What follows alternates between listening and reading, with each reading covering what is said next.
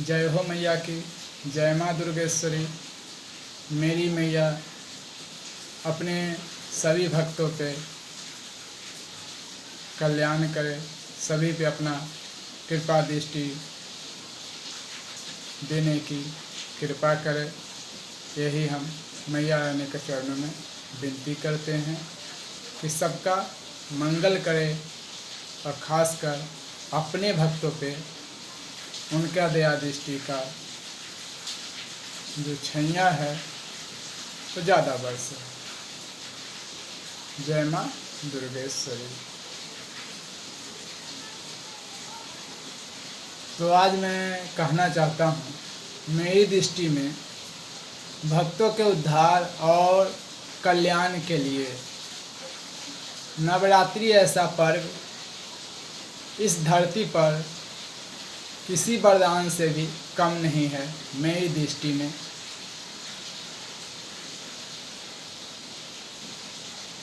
तो नवरात्रि के विषय में आज कहने जा रहा हूँ। उस पर जो लोग को श्रद्धा होगा वो लोग विशेष ध्यान रखना कि नवरात्रि में तामसिक भोजन बिल्कुल नहीं करना चाहिए। सात्विक भाव विचार में रहना चाहिए। हो सके तो नवरात्रि के दिन से संकल्प ले कि व्यसन को छोड़ दें। देवी भागवत में तीसरा खंड अध्याय नंबर 26 और श्लोक नंबर 8 में कहा गया है कि नवरात्रि के लिए वस्तुओं की तैयारी अमावस्या में ही कर लेने से शुभ होती है। नवरात्रि व्रत का पूरा फल उनको प्राप्त होता है जो अमावस्या की रात्रि को भोजन एक ही टाइम करते हैं, दिन में, रात में भोजन नहीं करते। अमावस्या के रात्रि में जमीन पर सोना चाहिए और प्रातःकाल सूर्योदय होने से पहले ब्रह्म बेला में स्नान कर लेना चाहिए। नवरात्रि काल में लाल वस्त्र पहनना चाहिए। मैया के अनुष्ठान में अपनी शक्ति अनुसार पूजा पाठ करना चाहिए। ब्राह्मण से यदि आप अनुष्ठान कराते हैं तो ब्राह्मण देख सुन परख कर बुलाना चाहिए, जो सात्विक हो, व्यसनी नहीं हो और दक्षिणा देने के बाद संतुष्टि से खुशीपूर्वक आशीर्वाद दे सके, वैसे ब्राह्मणों का चुनाव करना चाहिए। और जो शुद्ध उच्चारण करता हो वैसे ब्राह्मण को चुने। और पाठ के दौरान मोबाइल का प्रयोग ब्राह्मण और यजमान न किया करें। ब्राह्मण की संख्या 9, 5, 3, 1 ब्राह्मण होना चाहिए यथाशक्ति अनुसार। देवी भागवत का पाठ करें, दुर्गा सप्तशती का पाठ करें। नवरात्रि में सुंदर सा वेदी लगाकर उस पर लाल वस्त्र बिछाकर 18 भुजा वाली मैया जी को विराजमान करना चाहिए। मैया के मुख पश्चिम मुखी होना चाहिए और पूजा करने वाले भक्तों का मुख पूरब में होना चाहिए। कलश में तीर्थ का जल होना चाहिए। सोना के सिक्के, चांदी के सिक्के या पंच रत्न नहीं है तो एक ही प्रकार के रत्न द्रव्य रखना चाहिए। सुबह का मुहूर्त है 6:15 बजे से 8 बजे तक।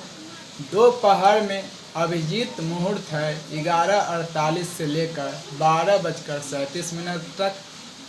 कोई अनुष्ठान घट स्थापना बिना पूरा नहीं होता है। घट स्थापन के लिए वस्तु में सुपारी, सिक्का, मौली, रोड़ी, जटा वाला नारियल, जौ बोने के लिए मिट्टी और जौ को एक रात पहले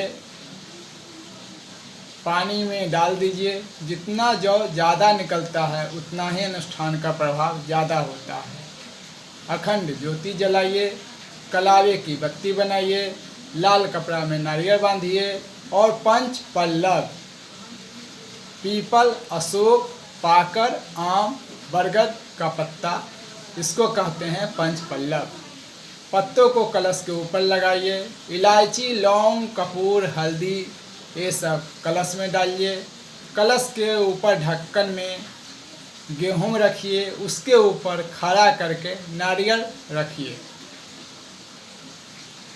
संसार में अधर्मियों का नाश करने वाली ये जगत जननी माता है, ये दुर्गा भवानी हैं।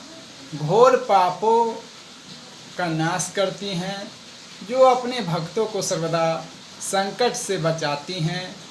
बड़े बड़े विघ्नों का नाश करती हैं। दुखों का नाश करने के कारण भक्त लोग दुर्गा माँ के नाम से जानती हैं, जो पूजित होने पर सदा भक्तों का कल्याण करती हैं। कन्या पूजन करने से ही नवरात्रि का व्रत पूरा होता है। 5 चीज़ें करने से नवरात्रि का व्रत पूरा होता है। बताता चलूँ कौन कौन सी 5 चीज़ें हैं। तो पहला नंबर में है घट स्थापन, दूसरा नंबर अखंड ज्योत, तीसरा नंबर दुर्गा सप्तशती का पाठ, चौथा नंबर कन्या पूजन और 5वां नंबर यज्ञ। ये 5 चीज़ों का होना नवरात्रि पूजन में जरूरी है। ऐसे अनुष्ठान को पूरा करें और हो सके तो 9 दिन में से किसी एक दिन, पंचमी हो, नौमी हो, दसवीं हो, इन दिनों में किसी एक दिन माता काली का जहाँ प्राण प्रतिष्ठित मंदिर हो, वहाँ पे जा कर के 21 गोला वाला नारियल हो या जटा वाला नारियल हो, उसका माला बना करके कलावे से माता महाकाली माँ को अर्पण करना चाहिए। इससे विशेष कृपा मिलती है। जो मृत्यु को टालने में भी सक्षम है वह है महाकाल और महाकाली।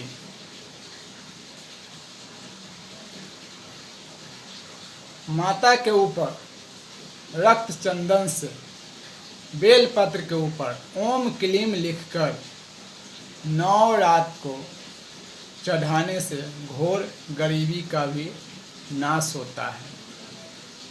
तो ऐसे बहुत सारी बातें हैं जो बताते रहेंगे।